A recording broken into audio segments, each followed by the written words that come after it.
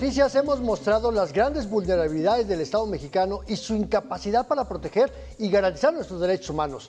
En este escenario, ¿cuál es la herencia que va a recibir el próximo gobierno en esta materia? Veamos.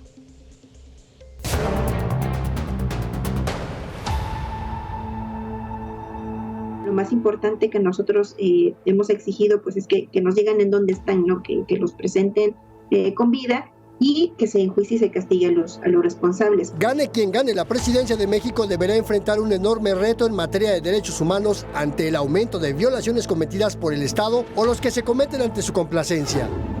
Pues se detectan graves violaciones a derechos humanos, ejecuciones, desapariciones y a unos cuantos metros algún cuartel del ejército, ¿no? O alguno de estos retenes que suelen montar la Guardia Nacional. Del 28 de enero de 2021 al 15 de diciembre de 2023, la Comisión Nacional de los Derechos Humanos emitió 459 recomendaciones por abusos de autoridad, donde la tortura, detenciones arbitrarias, desapariciones forzadas son las principales acusaciones contra las fuerzas de seguridad del Estado. En este sentido, la población es más vulnerable y víctima permanente de abusos porque tenemos un Estado omiso en sus responsabilidades y al mismo tiempo es de los principales perpetradores de violaciones a derechos humanos. Un escenario muy malo en realidad, porque al final estamos hablando de una situación en donde la ciudadanía está por un lado descobijada en función de sus necesidades más básicas y por lo tanto tiene más demandas.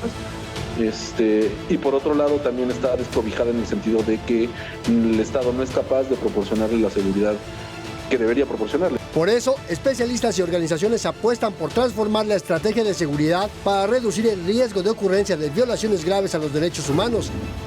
Nosotros pensamos que no puede haber una estrategia de seguridad que no tenga una perspectiva de derechos humanos y una perspectiva de construcción de paz. A esto se suma que cuando alguna víctima o sus familias denuncian el abuso, el Estado violentador recurre al hostigamiento para que no haya investigaciones por estas violaciones graves a derechos humanos. Al inicio hubo mucho hostigamiento por parte de, vigilancia en nuestros domicilios. En el caso de mi compañera Margarita, que es hermana de Gabriel, tuvieron órdenes de aprehensión, ellos, sus hermanos y ella. Mega Noticias, Andrés Solís. Las elecciones se acercan, las promesas aumentan, pero en materia de derechos humanos, quienes aspiran a la presidencia de la República en realidad no han hecho grandes propuestas claras que nos permitan entender cuáles van a ser las políticas públicas para proteger nuestras garantías.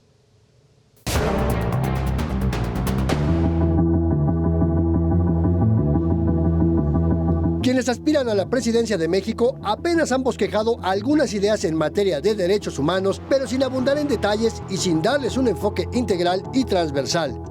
Necesitamos, claro, mucha honestidad, necesitamos mucha preparación, necesitamos querer hacer las cosas bien, pero también necesitamos innovar y hacerlo, entender el problema desde la complejidad. Jorge Álvarez Maínez, Xóchitl Gálvez Ruiz y Claudia Sheinbaum Pardo hablaron en el primer debate sobre atención a personas en situación de vulnerabilidad, pero repitieron el discurso de entregar subsidios y no de impulsar políticas públicas que garanticen el libre ejercicio de derechos. En su plan de gobierno, el candidato de Movimiento Ciudadano, Jorge Álvarez Maínez, presenta una mayor cantidad de ideas y es el único que habla de una reforma a la Comisión Nacional de los Derechos Humanos para que tenga una presidencia colegiada.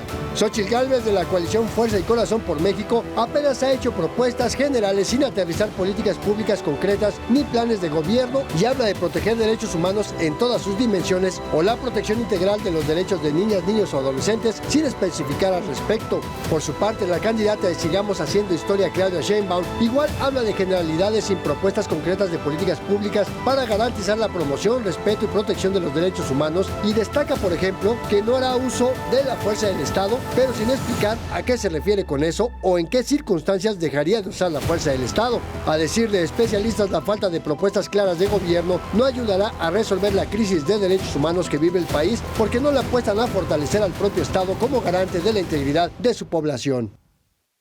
Están más preocupados, yo creo, por ejemplo, en cachar votos o en llenarse los bolsillos en muchos de los casos, que en realmente cumplir la función original del Estado, que es vigilar por la seguridad, ¿no?, de sus habitantes. Ninguna propuesta de campaña ha hecho referencia sobre cuántos recursos financieros, materiales y tecnológicos se requieren para garantizar la obligación del Estado mexicano para proteger los derechos humanos, evitar abusos de poder y, en su caso, garantizar sanciones a quienes cometan actos contra la población.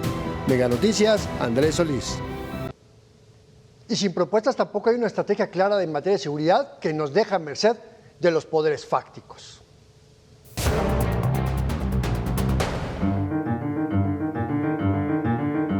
Quien gane la presidencia de México tiene un enorme reto enfrente: recomponer el Estado mexicano para que garantice la seguridad y el respeto de los derechos humanos que requiere la población. Especialistas reconocen que no es una labor sencilla luego de años de avance democrático donde, paradójicamente, dicen, el Estado se fue haciendo más débil ante los embates de los poderes fácticos.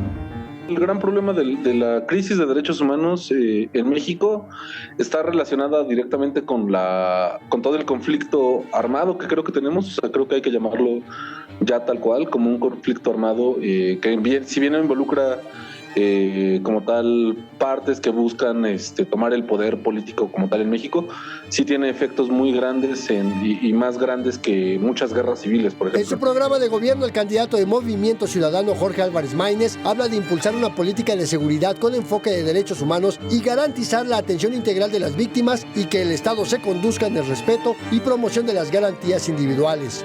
En sus propuestas políticas, Xóchitl Gálvez, de la alianza PAN, PRI y PRD, habla de garantizar los derechos en todas sus dimensiones y rechazar la militarización de la vida pública, además de que haya protección integral de los derechos de las infancias. En tanto, Claudia Sheinbaum, de la coalición PT, Partido Verde, Morena, también habla de evitar el uso de la fuerza del Estado al tiempo de garantizar el ejercicio del derecho a la libertad de expresión y manifestación. Sin embargo, ninguna propuesta presidencial habla de recuperar el territorio que está en manos de criminales que permanentemente vulneran la integridad de la población a través de la violencia y la extorsión.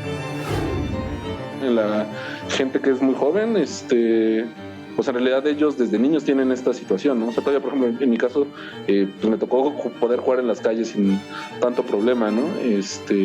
Pero, o sea, una generación completa de mexicanos que nos tocó esto, más aparte de los que vienen saliendo, no han experimentado otra cosa que no sea la violencia extrema, ¿no? Mega Noticias, Andrés Solís. Como podemos ver, el tema de los derechos humanos, un tema que hemos abordado aquí en Mega Noticias en varios momentos, pues nos habla de esta crisis donde se abusa del poder. Para mayor información, visítenos en Mega Noticias y por favor no deje de seguirnos en nuestras redes sociodigitales.